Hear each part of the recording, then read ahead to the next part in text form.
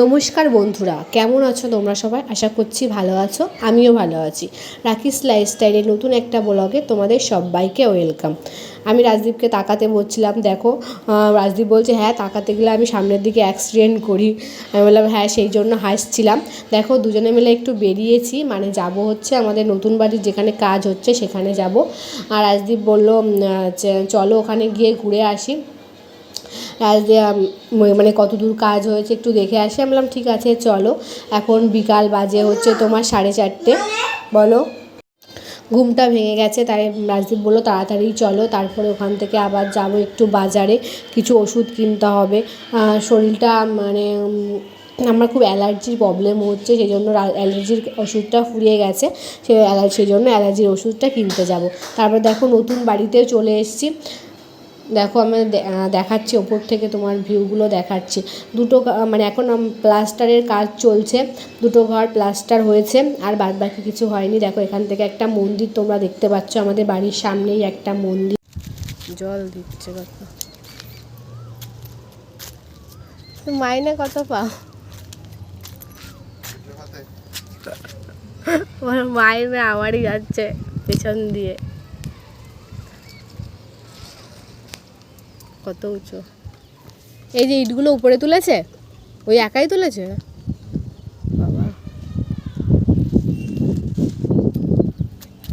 কষ্ট হয় না বলো? কত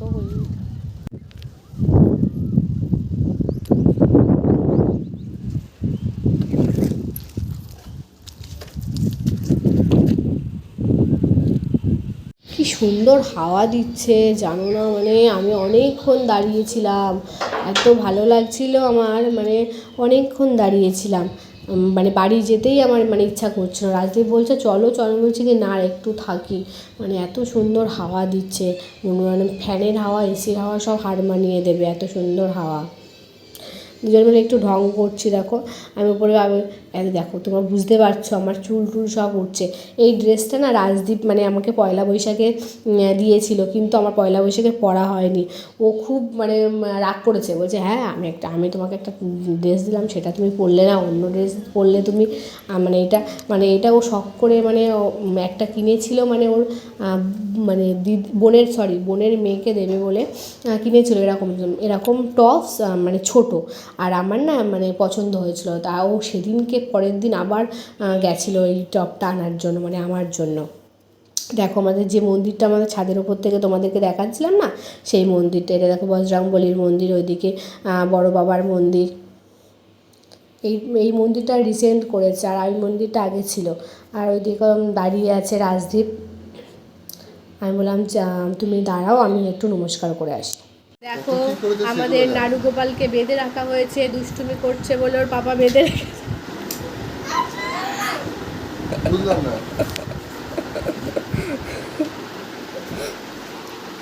এই বাবা, বন্দুক দিয়ে গুলি করে দিচ্ছে আবার। টাকার ব্যাপারটা আমিও জানি, মানে এটা লজ্জার ব্যাপার বলে।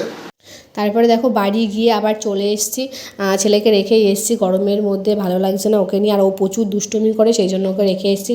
ওষুধ নিতেই কিছু ওষুধ নিলাম, আবার এখানে লাইফ লাইনে চলে আসলাম, আরও কিছু ওষুধ নিতে বাকি আছে আমাদের, মানে সেগুলো নেবো, মানে গ্যাসের ওষুধ, ওগুলো ওখানে পাইনি বলে আবার লাইফ লাইনে আসলাম। রাজদীপ বললো চলো ওখানে যাই, একটু ঘোরাও হবে। আমি বললাম আচ্ছা ঠিক আছে। দেখো এখানে প্রচণ্ড ভিড় থাকে সব সময়, মানে যখনই আসি তোমার হচ্ছে এই লাইফ লাইনে ভিড় থাকে, মানে লাইন দিতে হয়। রাজদীপ ওষুধগুলো নিয়ে নিচ্ছে। এত ওষুধ খাচ্ছি না আমি, কী বলবো, এই ব্যথার ওষুধ, তারপরে তোমার অ্যালার্জির ওষুধ, কাশির ওষুধ খেয়ে না মানে এত আমার ঘুম পাচ্ছে, মানে অ্যালার্জি ওষুধ খেলে তো পুরো মানে আমি 2 দিন ধরে আমি উঠতে পারি না, মানে এত ঘুম পায় আমার সারাদিন, খুব ঘুম পায়। এবার আর অ্যালার্জির প্রবলেমও হচ্ছে, দেখি ডক্টরের কাছে যেতে হবে, কিসের থেকে অ্যালার্জি হচ্ছে সেটা দেখার জন্য।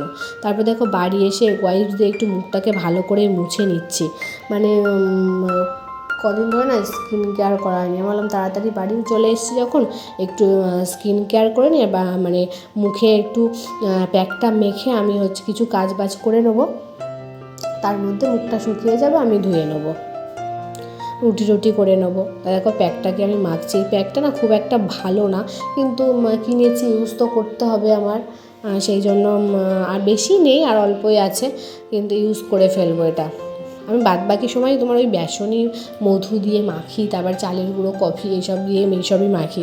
আমি এই প্যাকটা বেশি মাখি না, খুব একটা কাজেও দেয় না, ফালতু কিনেছি, টাকা নষ্ট, কিন্তু ফেলে দেবো।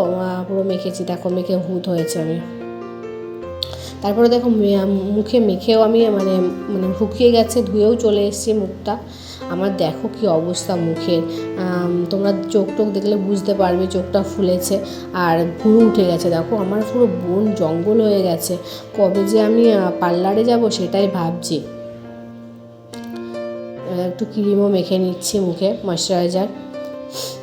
পার্লারে যেতে ইচ্ছা করছে না, জানো, শরীরটাও ভালো না, আর পার্লারে যেতেও আমার এখন ইচ্ছা করে না। আর সানডেতে রাজদীপ একটু বিজিই থাকে, সেই জন্য যাওয়াও হচ্ছে না। যেতে হবে পার্লারে, নাই তো দেখো পুরো মানে বাজেভাবে উঠে গেছে, আর পুরো মুখটাকে আমার বাজে লাগছে দেখতে। বলো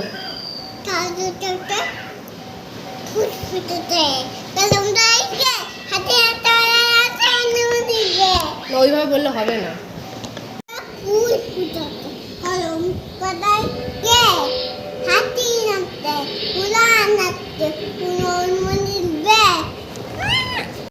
কাউ মানে কি বাবা?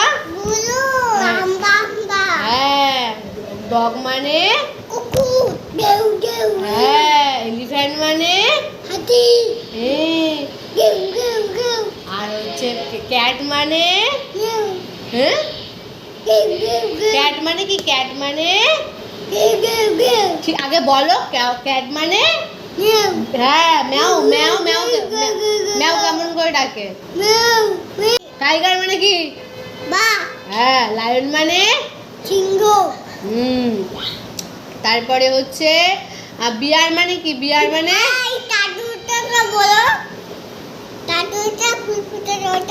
তুমি বলো, তুমি বলো। চাঁদ উঠেছে কদম তলায় কে, হাতি নাচে, ঘোড়া নাচে, সোনার বাবার বিয়ে।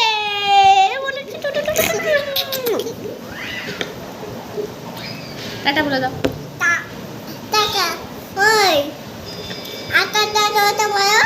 তুমি বলো।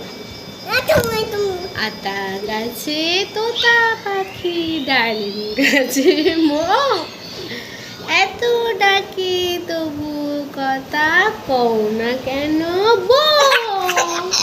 তুমি এটা বলো, তুমি বলো, তুমি এটা তুমি বলো। বলেছো? কতদিন বলবা? আচ্ছা ঠিক আছে। তোমরা দেখলে আমার সন্টাবা কি সুন্দর ছড়া বলতে শিখেছে। ও সব ছড়াগুলো মানে বলতে শিখে গেছে। খুব ভালো লাগে ওর মুখে আদো আদো ভাষায় ছড়াগুলো শুনতে। তাহলে বন্ধুরা ভিডিওটা এখানেই শেষ করছি, টাটা।